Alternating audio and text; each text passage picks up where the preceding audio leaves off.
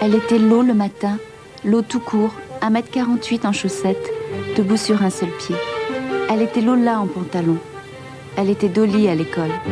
Elle était Dolores sur le pointillé des formulaires. Mais dans mes bras, c'était toujours Lolita.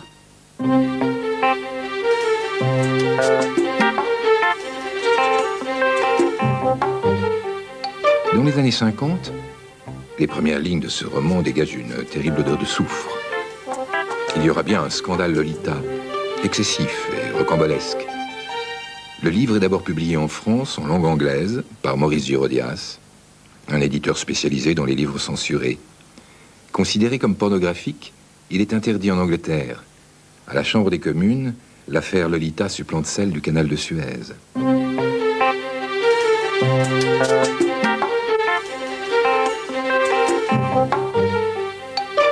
Classé pour l'occasion comme publication politique subversive, le livre est interdit en France. Pourtant, au même moment, la très honorable et très prude maison Gallimard s'intéresse à la version française. Au marché noir, le livre se vend 10 fois son prix. En Amérique, on se déchaîne, certains crient à la confession autobiographique.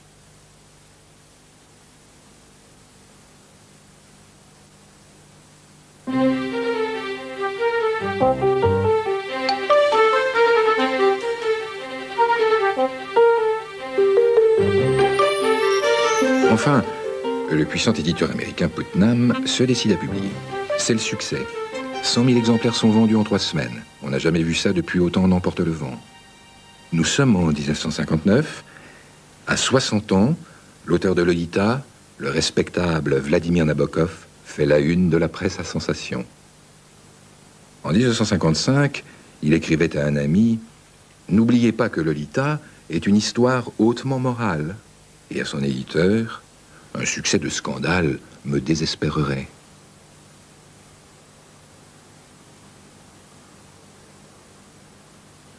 De quoi s'agit-il donc? D'une histoire d'amour d'un homme d'âge mûr pour une fillette de 12 ans dont il est le beau-père. Le livre est sa confession, ambiguë, dérangeante, dans laquelle le lecteur est entraîné, tout à la fois complice et offensé. Mais ce roman vaut mieux qu'un scandale. C'est un des grands livres du siècle, souvent comparé à l'Ulysse de James Joyce. Est-ce donc là, dans le scintillement de cet été lointain, qu'apparut la première faille dans ma vie? Ou bien mon désir extrême pour cet enfant n'était-il que le signe révélateur d'un travers inné?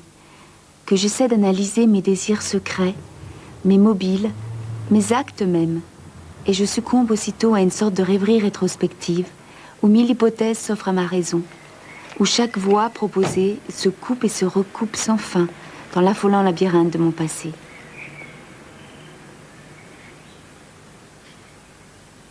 Vladimir Nabokov a écrit déjà plusieurs romans dont les sujets laissent penser que Lolita n'est pas une exception. Voyons, un génie des échecs qui en devient fou. Le projet diabolique d'un homme frappé par la rencontre de son sosie. La passion d'un grand bourgeois pour une aguicheuse minable, manipulée par un artiste cynique. Un meurtre adultère qui marche à l'envers. Oui, longue, très longue est la liste des fous, déviants et pervers dans le monde de Nabokov. Après Lolita, il y en aura d'autres, et surtout Ada, la formidable et très longue histoire d'amour incestueuse d'un frère et d'une sœur.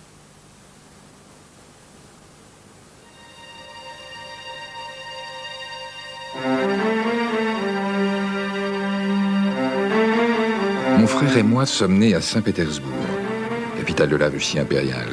Lui, à la mi-mars 1900, et moi, 11 mois plus tôt. Les gouvernantes anglaises et françaises que nous eûmes dans notre enfance furent par la suite secondées et finalement supplantées par des précepteurs parlant russe, pour la plupart licenciés de l'université de la capitale. 3 ans était le maximum qu'il me fallait pour user la patience de n'importe lequel de ces jeunes hommes endurcis.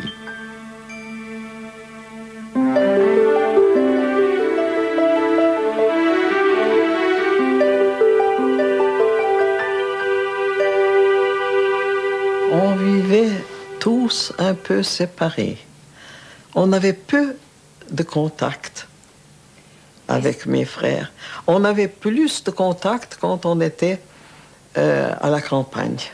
Il y avait des anniversaires et des fêtes pendant tout l'été. C'était toute une autre vie qu'à Saint-Pétersbourg.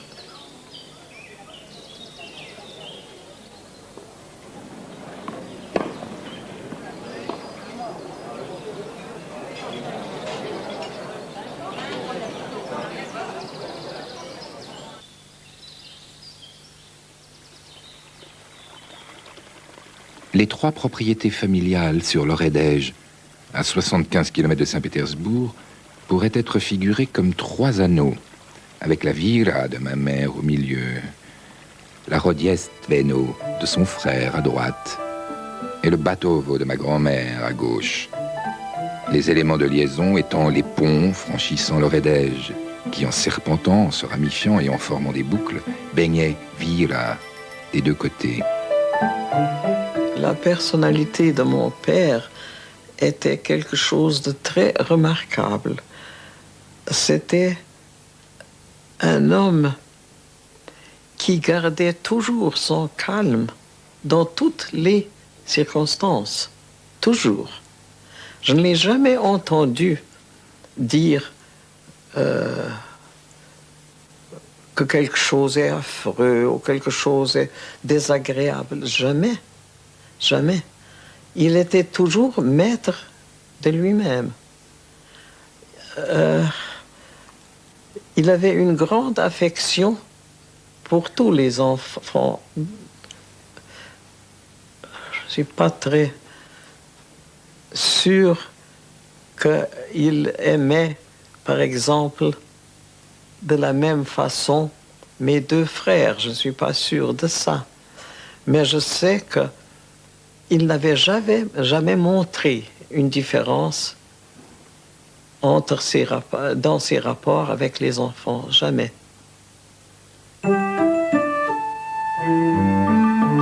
À cet instant, j'appris subtilement que l'être de 27 ans, en blanc suave et rose, qui me tenait la main gauche était ma mère, et que l'être de 33 ans, en blanc dur et or, qui me tenait la main droite, était mon père.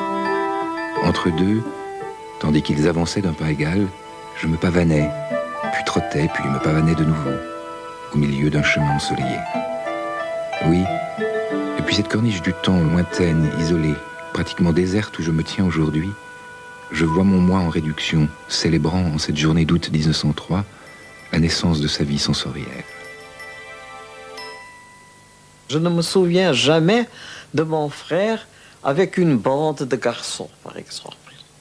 C'était toujours un qui venait. Il était absolument indifférent des jugements des autres. Il disait ce qu'il pensait, ou il ne disait rien du tout. Mais il était, dès son enfance, il était un individualiste, toujours.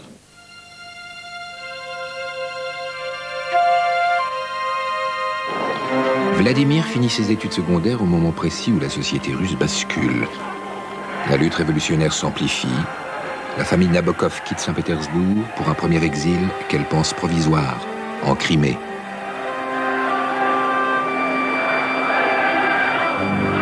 Mon père était très engagé politiquement. Il a constitué en Crimée un gouvernement, si vous voulez, où il y avait des ministres, tous les gens qui sont arrivés en Crimée. Mais évidemment, c'était une illusion. Qu'est-ce qu'on pouvait faire?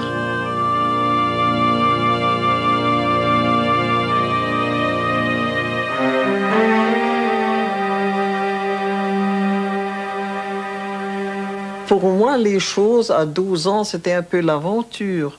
Quand on est parti, c'était comme une aventure. Je pense qu'il était tellement pris dans son œuvre, dans ce qu'il écrivait et dans les papillons, que lui aussi, enfin, on ne parlait jamais de la situation, de ce qui se passe. Et moi, j'allais très souvent chez mon frère. Alors ici a commencé vraiment l'amitié Il m'a enseigné beaucoup de choses. Il m'a enseigné comment on doit faire les vers, comment ça se fait. Alors ça, j'ai appris tout ça, toujours avec lui. Puis il m'avait appris les noms des papillons. Il avait un atlas, je connaissais tous les papillons. Et puis il me lisait les vers qu'il avait faits pendant la journée. Il me les lisait. Et j'étais très fière. On se rencontrait presque chaque jour.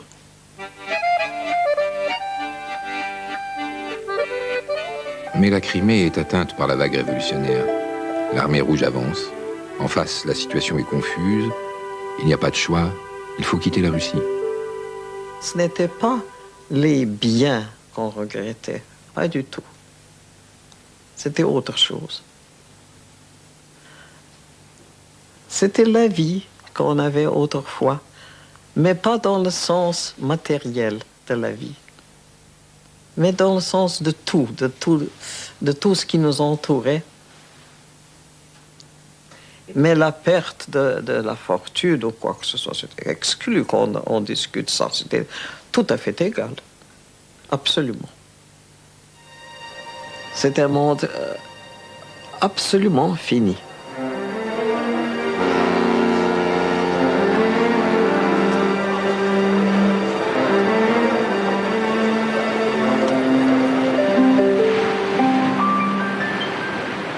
Je suis dépaysé partout et toujours. C'est mon état, c'est mon emploi, c'est ma vie. Je suis chez moi dans des souvenirs très personnels qui n'ont quelquefois aucun rapport avec une Russie géographique, nationale, physique, politique. D'autre part, comme je ne suis pas assez riche, comme personne n'est assez riche pour rejouer totalement mon enfance, il ne vaut pas la peine de se fixer quelque part.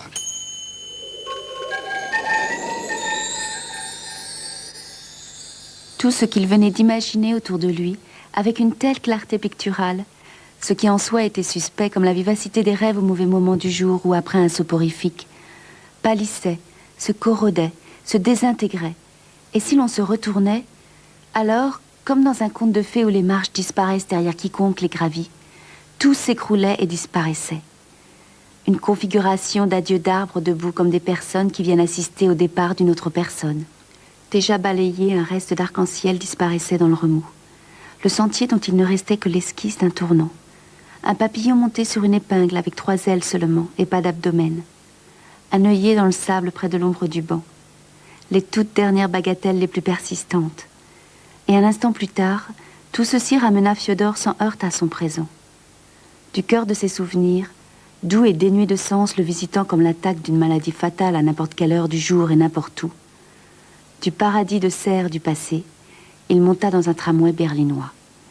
These are the index cards of a new novel of mine. Have you given it a title? Well, it's a kind of provisional title. It's called The Texture of Time. I'm not sure I'm going to use it. There's a book called The Nature of Time. It interferes with that title. But it's really about the texture of time, of the thing itself, you know. And it's very, very difficult to write. Ce roman abouti, c'est Ada, une brillante traversée du temps dans une Russie imaginaire, au travers de l'amour sans fin de Van Veen et Ada. Un roman complexe, à effet, comme les aime Nabokov, illusionniste depuis son enfance, magicien du verbe, amateur de pirouettes en tout genre.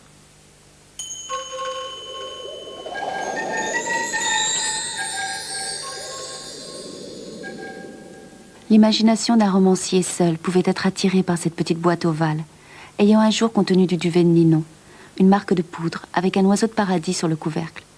Oublié dans un tiroir mal fermé de l'Arc de Triomphe, pas un triomphe sur le temps toutefois, du secrétaire. Il semblait bien que la chose bleue, verte, orangée fût destinée à éveiller en Vannes la pensée trompeuse qu'elle attendait, depuis 17 ans, la main lente comme en un rêve du découvreur souriant et fasciné. Un piètre tour de restitution simulée, une coïncidence montée de toutes pièces, et une terrible bévue, puisque c'était Lucette, aujourd'hui une sirène dans les bocages de l'Atlantique, et non Ada, aujourd'hui une étrangère dans une limousine noire près de Morges, qui avait aimé cette poudre. La jeter, de peur qu'elle n'abuse un philosophe moins résistant. Ce dont je m'occupe, c'est de la délicate texture du temps, vierge de tous événements brodés. I have to devise an essay, a scholarly-looking essay on time, and then gradually turn it into the story I have in mind. The metaphors start to live. The metaphors gradually turn into the story, because it's very difficult to speak about time without using similes or metaphors. And my purpose is to have those metaphors breed, to form a story of their own gradually, and then again to fall apart and to have it all end in this rather dry, though serious and well-meant essay on time.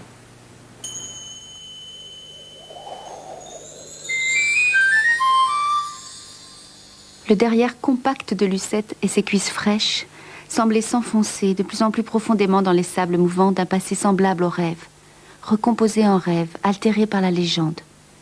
Ada, assise à côté de lui, et qui tournait ses pages plus petites, plus vite que le laquais, était bien sûr ensorcelante, obsédante, éternelle, plus adorable encore et plus ténébreusement ardente qu'il ne l'avait découverte 4 étés auparavant.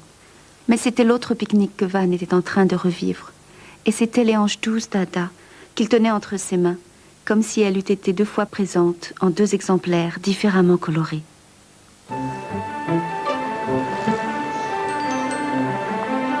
Le 15 avril 1919, Vladimir Nabokov voit disparaître à jamais sa Russie natale. Il a 20 ans, il est déjà poète. Ainsi commence l'exil. Il ne s'installera plus jamais nulle part. La vente du collier de perles de sa mère permet de l'inscrire à Cambridge et de faire l'avance de 2 années de scolarité à Trinity College. Il n'y sera pas très heureux. L'anglophilie familiale qui avait baigné son enfance appartient à un passé révolu. Les transports de l'âme russe sont bien éloignés du flegme britannique. Il fréquente les cours de zoologie, mais pour avoir du temps libre, il étudie plutôt le français et le russe. Seules les activités sportives du collège déclenchent véritablement son enthousiasme, surtout le tennis et le football.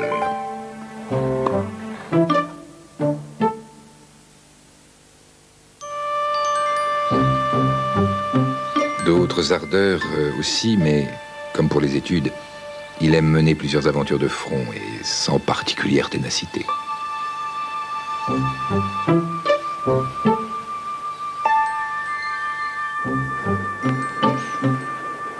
Sa famille est installée à Berlin, au lieu de l'immigration russe. Il y fait des séjours réguliers et y retrouve l'ambiance reconstituée de la vibrante culture russe. Des centaines de milliers d'émigrés, bolcheviques et exilés, sur fond de discussions politiques et littéraires. Son père est au centre de l'activité culturelle et politique. Tout se mêle, la césure n'est pas encore faite. Nabokov fréquente les théâtres et les maisons d'édition, qui connaissent une prospérité sans précédent. Il commence à publier dans les revues, Roule en particulier, Le Gouvernail, surtout des poèmes sous le pseudonyme de Sirine, qui dans le folklore russe est un oiseau de paradis fabuleux, multicolore, au buste et au visage de femme. En 1922, il quitte l'Angleterre, muni d'un diplôme que la situation financière de sa famille ne pouvait lui faire dédaigner. Mais il a fait le seul minimum nécessaire. Il peut rentrer à Berlin. Les années les plus difficiles sont devant lui, mais il ne le sait pas. Cela commence dès cette année-là par la mort du père. En pleine réunion politique, 2 tueurs fascistes l'abattent alors qu'il essayait de protéger le professeur Miliukov, un adversaire politique avec lequel il tentait un rapprochement.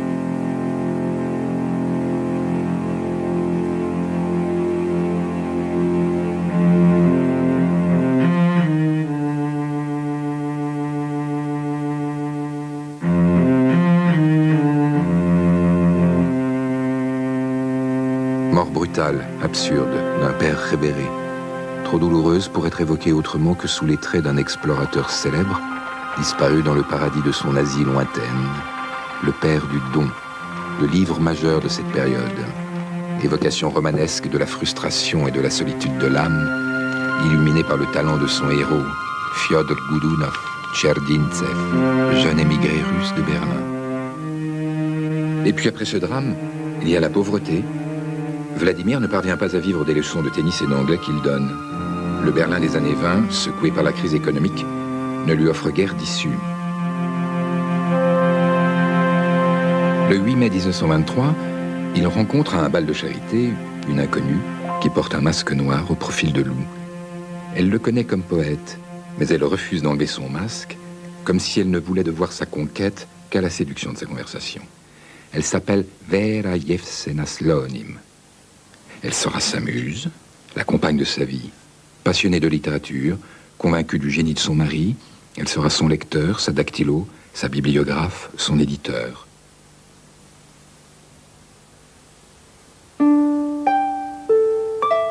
Elle émergeait toujours des ténèbres d'une façon inattendue, comme une ombre abandonnant son élément naturel. Ses chevilles recevaient d'abord la lumière. Elle les tenait rapprochées, comme si elle marchait sur un... Sa robe d'été était courte, de la couleur même de la nuit, la couleur des réverbères et des ombres, des troncs d'arbres et du pavé luisant, plus pâle que ses bras nus et plus sombre que son visage. Qu'est-ce qui le fascinait le plus en elle? Sa compréhension parfaite, le diapason absolu de son instinct pour tout ce qu'il aimait lui-même?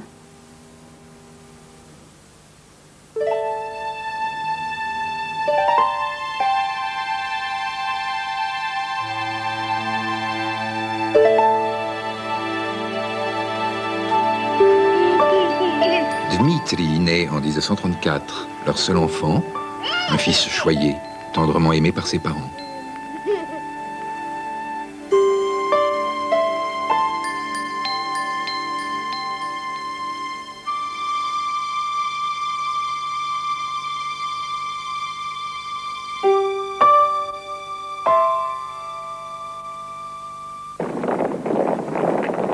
Malgré son apolitisme proclamé, Nabokov a conscience du danger qu'Hitler représente.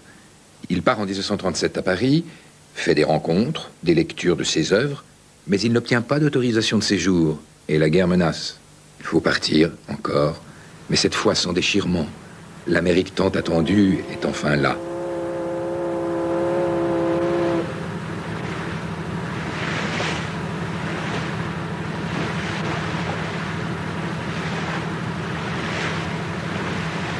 Il laisse derrière lui 10 romans écrits entre 1925 et 1938 en russe, où les drames humains, les désordres intérieurs ont pour décor la Russie, encore et toujours, mais aussi Berlin, où il vient de vivre les 14 années les plus difficiles de sa vie.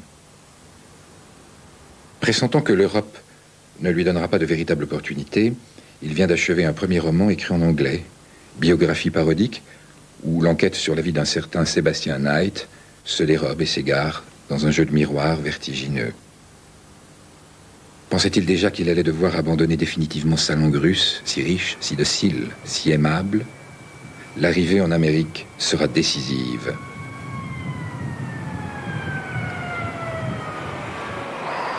Quel est le terme exact pour la petite coupe dans laquelle l'artisan place le diamant qu'il veut tailler? Nous l'appelons DOP, chrysalide, me répondit le vieux bijoutier de Boston qui me vendit la bague destinée à ma troisième femme. N'y a-t-il pas un mot gentil pour pigling, porcelet? Snork, grognonner m'amuse, admit le professeur Nottebock, le meilleur traducteur de l'immortelle nouvelle de Gogol, le Carrick. Le passage sans retour de la prose russe à la prose anglaise fut douloureux à l'extrême. C'était un peu comme réapprendre à manier des objets après avoir perdu 7 ou 8 doigts dans une explosion. Il en gardera un goût méticuleux pour tout ce qui touche au passage d'une langue à une autre. Il avait toujours une conception personnelle de la traduction, que la traduction doit être littérale et précise. Si l'original n'est pas très gracieux, la traduction ne devait pas être plus gracieuse. L'exemple le plus extrême, c'est sa traduction d'Eugène Onegin, qui était conçue comme guide à la traduction plus comme une traduction. Il a tout sacrifié, rythme et rimé consciemment pour donner la version la plus fidèle imaginable. Et je sens la présence de mon père quand vient une difficulté de traduction. Comment est-ce qu'il aurait résolu ce problème, cette phrase, ce mot? Shall I read 3 lines of this Russian version? Of course, incredible as it may seem, perhaps not everybody remembers the way Lolita starts in English. So perhaps I should do the first lines in English. First, Lolita, light of my life, fire of my loins, my sin, my soul, Lolita, the tip of the tongue taking a trip of 3 steps down the palate to tap at 3 on the teeth, Lolita. Now comes the rush. Note, by the way, that the first syllable of her name sounds more like an R sound than the O sound. Lolita, свет моей жизни, огонь моих чресел, грех мой, душа моя, Лолита. Кончик языка совершает путь в 3 шажка вниз по небу, чтобы на 3-м толкнуться в зубы. Лолита. Confronté aux difficultés qu'il rencontre pour changer de langue, Nabokov a heureusement un exutoire, son autre passion, les papillons. Très vite, parcourant des kilomètres en voiture, conduit par Vera, il commence la découverte des grands paysages américains qui lui ouvrent d'immenses territoires de recherche et de non moins grands plaisirs de chasse.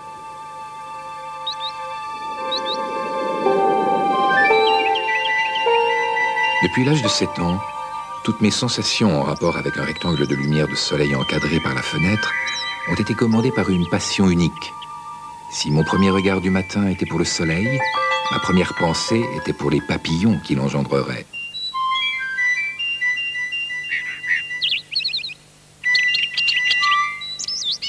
Originally, Vladimir Nabokov was a general student of Lepidoptera, but when he became interested in it at the scientific level, and at that level, of course, it's always specialized, he chose the group of blue butterflies, which in common usage is called the blues. In scientific language, it's the tribe Polyomytini.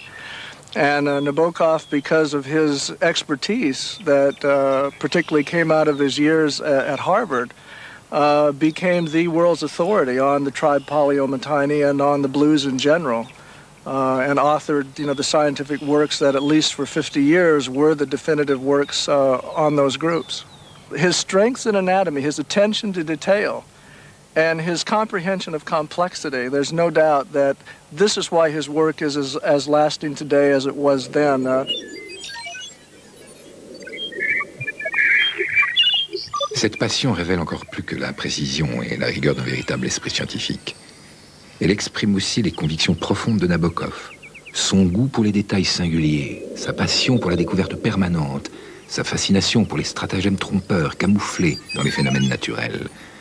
Le développement créateur de Nabokov peut en un sens se résumer à l'exploration de moyens de plus en plus efficaces pour transmettre par l'écriture les délices que lui procurait l'entomologie.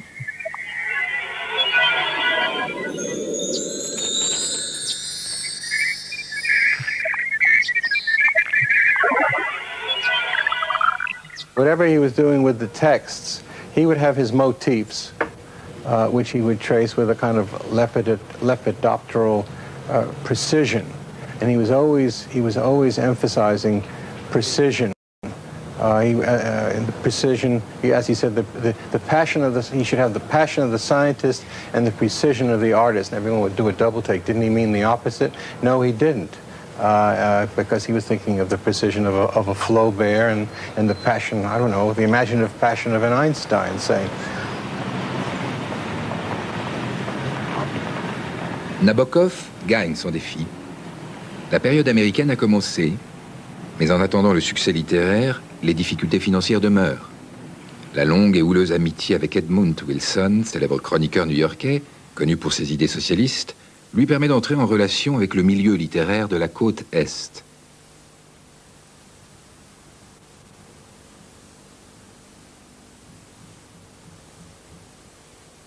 Il publie dans le New Yorker, obtient un poste permanent temporaire à l'université de Wellesley, puis enfin un poste permanent à Cornell. Ce sera un professeur de littérature zélé, mais pas très ordinaire, on peut s'en douter. I've been perplexed and amused by fabricated notions about so-called great books. That, for instance, Mann's asinine Death in Venice, or Pasternak's melodramatic, vilely written Dr. Zhivago, or Faulkner's Corncobby Chronicles, can be considered masterpieces, or at least what journalists term great books, is to me the sort of absurd delusion as when a hypnotized person makes love to a chair.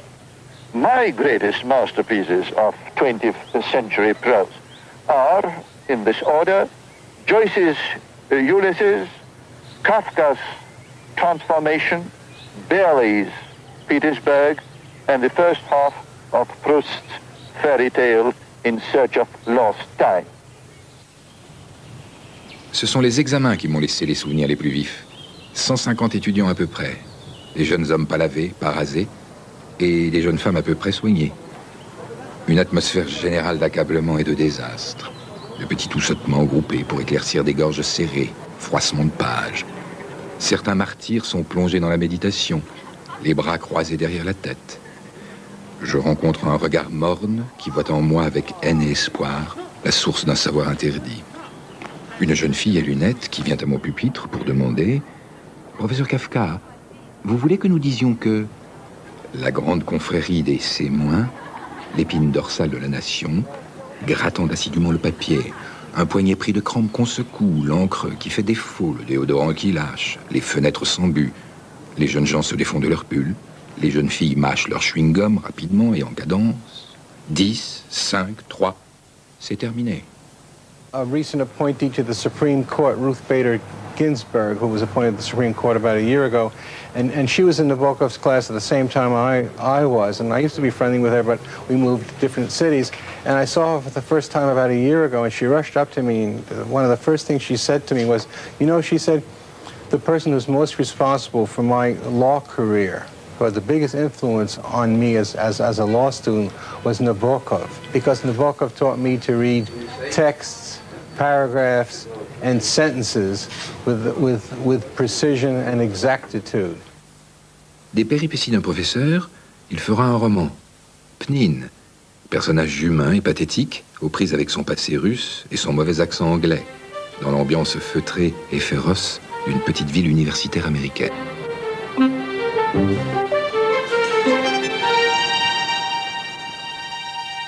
I have notes here in this copybook about the things I detest. For instance, italicized passages in a novel which are meant to represent the protagonist's cloudbursts of thought. And then background music, canned music, piped-in music, portable music, next-room music, inflicted music, concise dictionaries, abridged manuals, journalistic cliches, the moment of truth, humility. That's a splendid word. He was the most fun to be with of anyone I've ever known in my entire lifetime.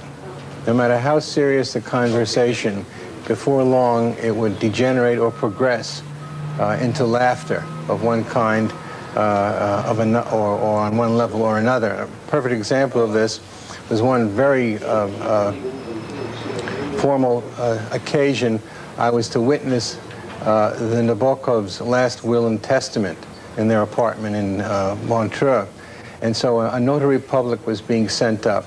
And so Nabokov and I were sitting next to each other. Vera Nabokov, well, we were across from each other. Vera Nabokov was in the middle. And the notary was announced, so they left the door open for him, and he came in. And it turns out that the Swiss notaries dress in completely formal attire, a dress outfit with tails, old-fashioned I mean, it looked like a functionary at the Versailles Treaty or something or other. And he was even carrying an old top hat. And it looked, his outfit looked about 70 years old, and he was thin and very pale. He looked like the personification of death in an Ingmar Bergman movie. And I just felt the laughter welling in me, and I looked at Nabokov, and he looked at me, and we were both holding back this explosive, this volcanic impulse to laugh. And Mrs. Nabokov leaned over, and she said in a harsh whisper, she really hissed, she says, "Now you boys behave." Pas d'amis sans plaisanterie. Maurice Bishop sera son grand ami américain avec lequel il partagera les années d'enseignement à Cornell. C'est l'époque où il écrit Lolita et dont Alison Jolly, la fille de Maurice Bishop, se rappelle bien. Il y a peu d'adultes qui écoutent vraiment ce que les enfants veulent dire. Il écoutait non seulement ce qu'on voulait dire, mais comment on parlait. Je me rappelle, une fois, mon père m'avait dit que Vladimir ne lisait que des journaux très populaires, scandaleux, parce qu'il y avait de grandes histoires là-dedans, et pas seulement la politique, l'économique. Alors, très fier, je lui demandais ce qu'il pensait d'un grand scandale qui venait d'éclater avec un mobster, qui est un gangster, mais mobster en anglais, qui a tué quelqu'un, enfin. Et il regardait un peu à travers et il a dit, ah, mobster. Mobster is perhaps the only English word which rhymes with lobster. Moi, j'avais exactement l'âge de Lolita au moment qu'il l'écrivait. Je n'avais aucune idée qu'il écrivait un tel livre. Je ne crois pas qu'il y avait jamais été une vraie petite fille dans sa vie. Quand le livre est apparu, mon père était choqué et profondément troublé par le sujet. Maintenant, quand je relis l'œuvre de Vladimir, il y a tout un autre côté qui sort et qui me choque. C'est le côté de l'amour du parent-enfant, l'amour, le désir de protection et à la fois le désir de possesser l'enfant, son enfant. Pour Lolita, c'est presque une comédie, un grand roman burlesque avec énormément de joie de vivre dedans. Quand on lit les autres livres et quand on lit Pale Fire avec la fille qui se suicide et le père angoissé, quand on lit Ben Sinister avec l'enfant violé, mutilé, horriblement tué, quand on lit même Speak Memory, Vladimir a un sens d'angoisse dans la relation entre père et fils. Aux fêtes de Noël, les jeux étaient violents sans doute. Une petite invitée timide pouvait bien être laissée de côté. Mais soyons justes. Tandis que les enfants de son âge jouaient des rôles d'elfes et de fées sur la scène, ma douce petite fille personnifiait la mère Tan, déguisée en femme de ménage, voûtée, avec un seau et un balai. Et comme un imbécile, j'allais pleurer dans les toilettes des hommes.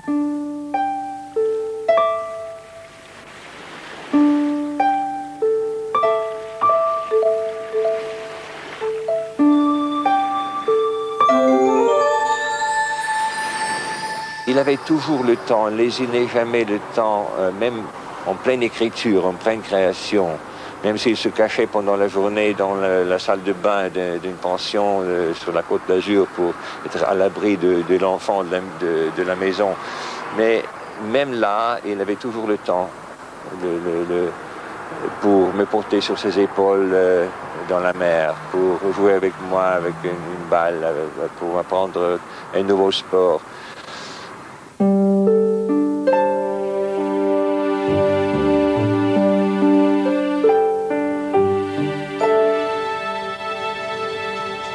Le goût du jeu, l'excitation devant un papillon à attraper, comme celle de la bonne tournure d'une phrase. Le jeu est, pour Nabokov, la seule façon d'appréhender la réalité, toujours prête à se dérober.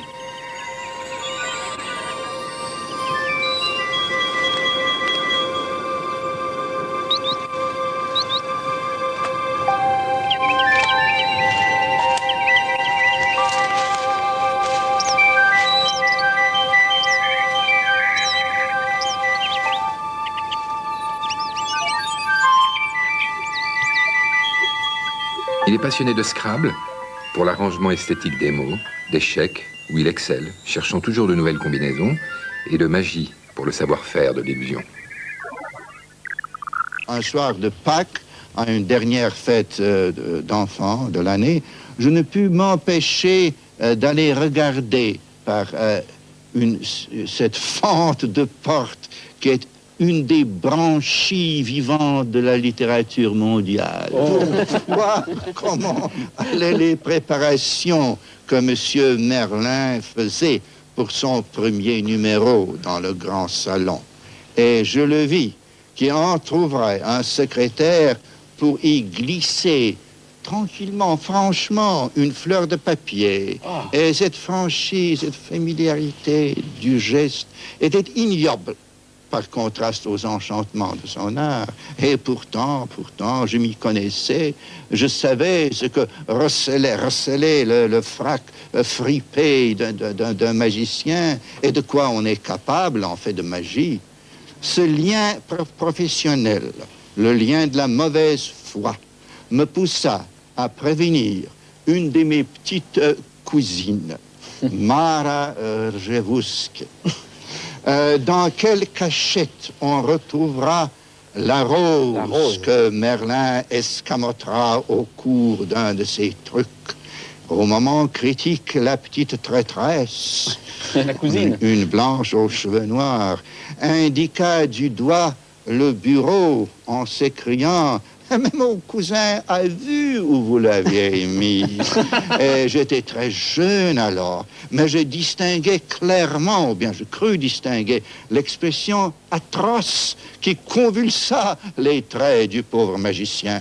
Je raconte cet incident pour satisfaire ceux de mes critiques perspicaces, c'est un mot que je ne sais jamais prononcer, qui déclarent que dans mes romans, le miroir et le drame ne sont jamais loin l'un de l'autre. Parce que je dois ajouter que quand on ouvrit le tiroir, que les enfants désignés en ricanant la fleur n'y étaient pas. Elle traînait sous la chaise de ma voisine.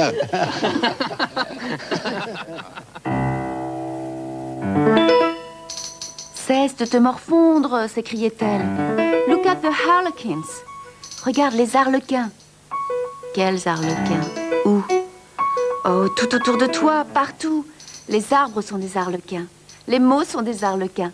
Et les situations, et les calculs. Additionne deux choses. Image, plaisanterie. Et tu obtiens un triple arlequin. Allons, joue, invente le monde. Invente la réalité. 8 romans écrits en anglais naissent de la période américaine et suisse. Car il part encore une fois.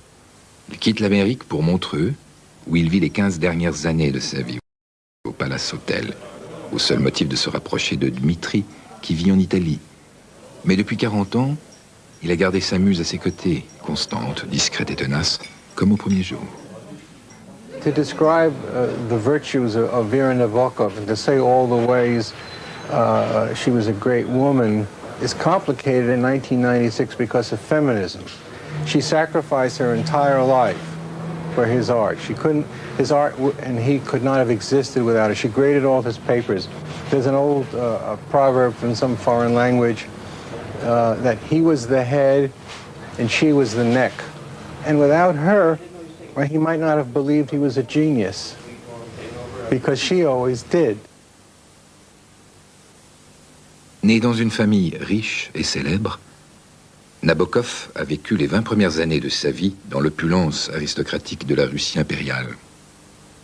Il vécut les 20 années suivantes dans la pauvreté, puis à 60 ans, il redevint riche et célèbre, comme si rien ne s'était passé.